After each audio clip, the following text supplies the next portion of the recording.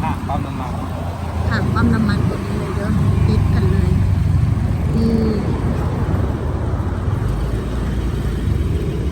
สาขาแรกและประตูสาว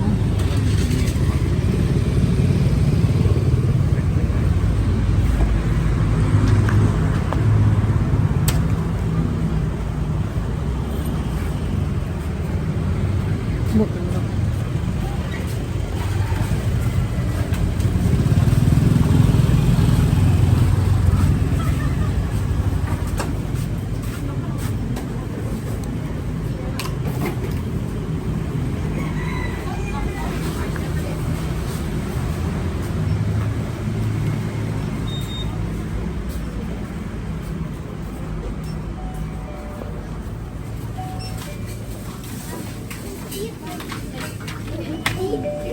เดี๋ยวเราจะพาเลาะเบิ่งเด้อ